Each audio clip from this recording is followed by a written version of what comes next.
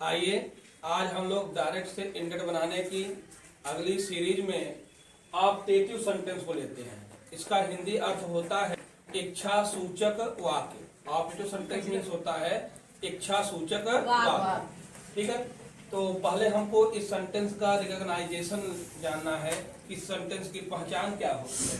पहचान यह होती है कि यह जो आपका सेंटेंस होता है यह में से स्टार्ट होगा। जनरली सामान्यतया ये सेंटेंस किससे स्टार्ट होगा? में से स्टार्ट होगा। और इस सेंटेंस में आशीर्वाद, शुभकामना, अभिशाप तथा ईश्वर से प्रार्थना आदि का बोध होता है। मतलब ये कि इस सेंटेंस में जब हम लोग पढ़ेंगे, जब इसका हिंदी में सेंस निकालेंगे तो हमें लगेगा कि किसी व्यक्ति के लिए अच्छी बातें बोली गई है, अच्छी कामना की गई है, जिसको हम लोग कहते हैं शुभकामना या आशीर्वाद।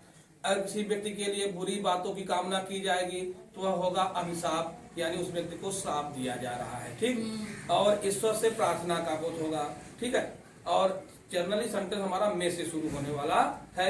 और एक बात और ध्यान देना है कि इस सेंटेंस के अंत में मार्क ऑफ एक्सक्लेमेशन होता है। ये मार्क जरूर होगा, इसको हमें पहचान लेना होगा। और देखो ये मार्क आपका एक्सक्लेमेटरी सेंटेंस में भी आता है, लेकिन इसमें क्या होता है कि आशीर्वाद, शुभकामना, आशीर्वाद, शुभकामना, अभिशाप या ईश्वर से प्रार्थना, इन सब का बोध होगा। जनरली में से स्टार्ट होगा सेंटेंस। ठीक, तो जब हम लोग इंडाइरेक्ट बनाते हैं तो उस कंडीशन में हमको रिपोर्टिंग वर्ब को, किसको? रिपोर्टिंग वर्ब को चेंज करना होता है। तो अगर आशीर्वाद या शुभकामना हमको लगे सेंटेंस में आशीर्वाद या शुभकामना का अभाव है तो उस कंडीशन में हम लोग विश्ड या ब्लेस्ड का प्रयोग करेंगे। यानी रिपोर्टिंग वर्ब सेड या सेड टू को या तो विश्ड में बदल दो या तो ब्लेस्ड में बदल दो। ठीक है, उसके बाद अगर अभिशाप, किसी व्यक्ति के लिए बुरी बातों की कामना की जाएगी तो हम लोग किसका प्रयोग करेंगे? कर्सड का प्रयोग करेंगे। फिर उसके बाद ईश्वर से प्रार्थना, ईश्वर से प्रार्थना का मतलब में के बाद गॉड होगा। क्या होगा? तो उस कंडीशन में हम लोग रिपोर्टिंग वर्ब को कहाँ बदल देंगे? प्रेड में बदल देंगे। अब अगला काम हमको क्या करना है? कॉमा और कॉमास को हटा देना है और कंजंक्शन किसका यूज करना है? हमको डायरेक्ट का।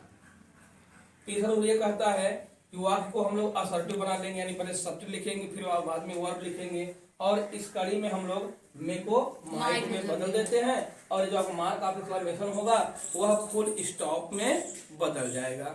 से आपने जनरली एग्जांपल देखा होगा, सुना होगा, पढ़ा होगा। मे यू लिव लॉन्ग बोलते हैं ना, मे यू लिव लॉन्ग, आप दीर्घायु हूँ। ये जो हमारा सेंटेंस है यह ऑप्टेटिव सेंटेंस है।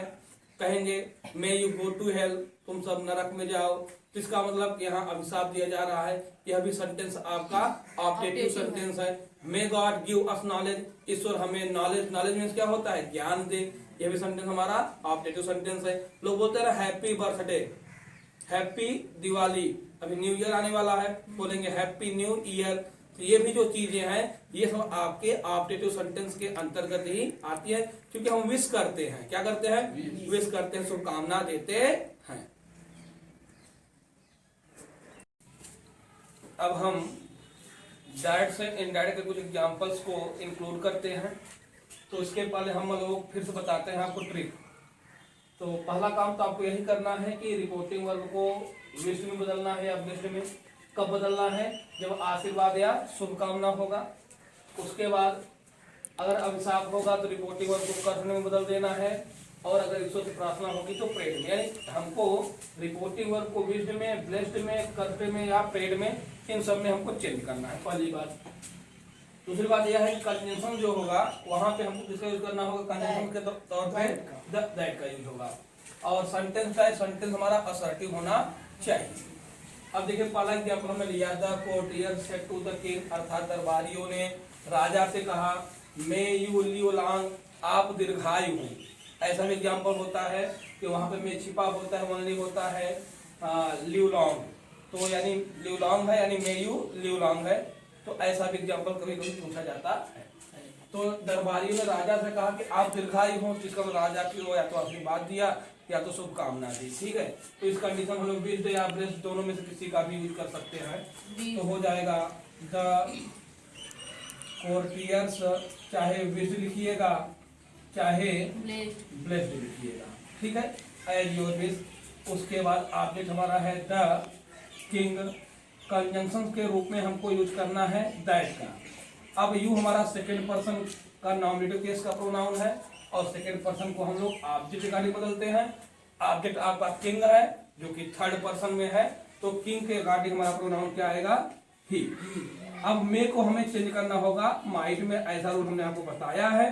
तो ही माइट हो गया, बचा क्या? लिव लॉन्ग, तो यहाँ हम लोग लिख लेंगे लिव लॉन्ग। ये आपका पहला एग्जाम्पल कंप्लीट हुआ। आते हैं दूसरे एग्जाम्पल में। The old man said to me, बूढ़े व्यक्ति ने मुझसे कहा, may you prosper in your life, आप अपने जीवन में प्रॉस्पर हो। प्रॉस्पर मीन समृद्धशाली हो। तो यहाँ पर इसने, बूढ़े व्यक्ति ने यहाँ प्रॉस्पेरिटी का आशीर्वाद दिया है या प्रॉस्पेरिटी की शुभकामना की है।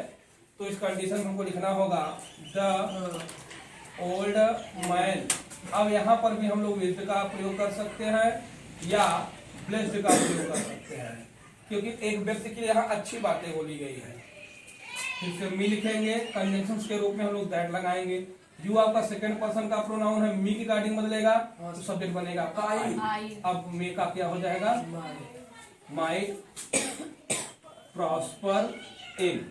अब योर आपका सेकंड पर्सन का पॉजिटिव केस है, यह मी की गार्डिंग बदलेगा तो पॉजिटिव आएगा माइट। तो यहाँ हम लोग क्या लिखेंगे? माइट, उसके बाद क्या हो जाएगा? लाइफ।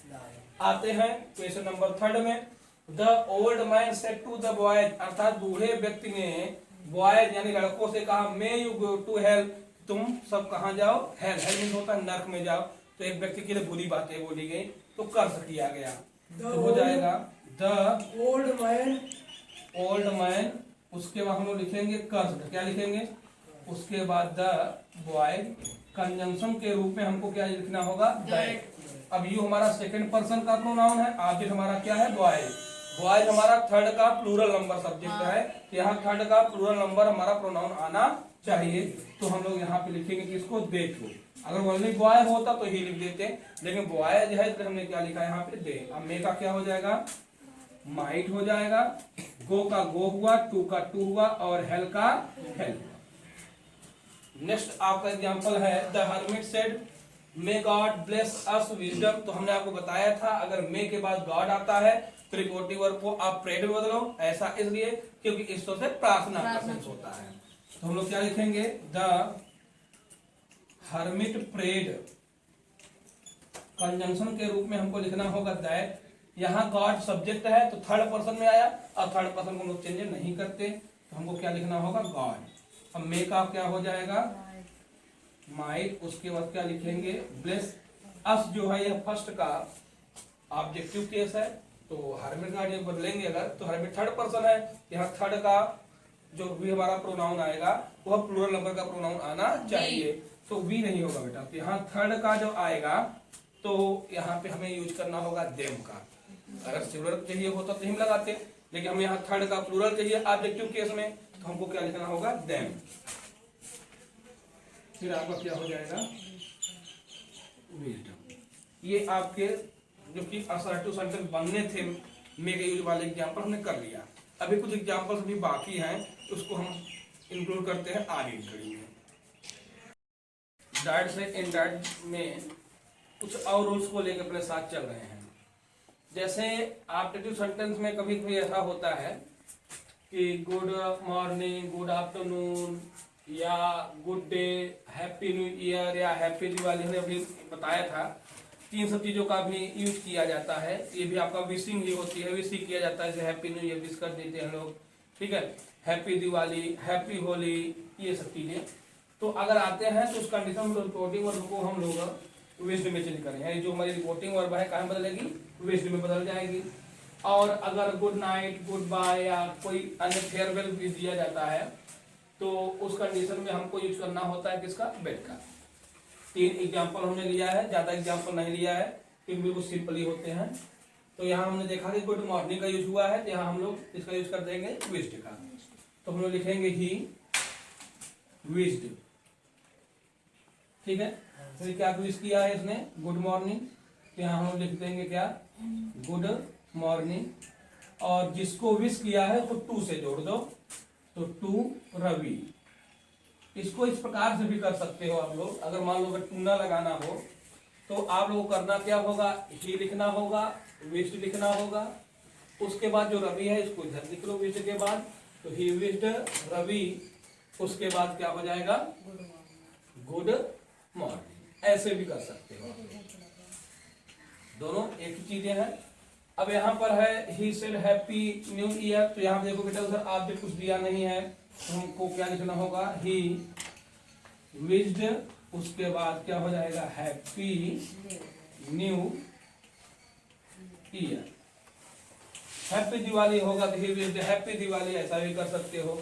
अब यहाँ गुड नाइट यूज हुआ, जब गुड नाइट रहता है तो हमें रिपोर्टिव वर्ब को बेड में बदलना होता है, तो लिखेंगे यहाँ पे ही बेड, उसके बाद क्या बेड किया है, गुड नाइट, तो यहाँ लिख दो गुड नाइट। किसको बेड किया है, उसको टू से जोड़ दो।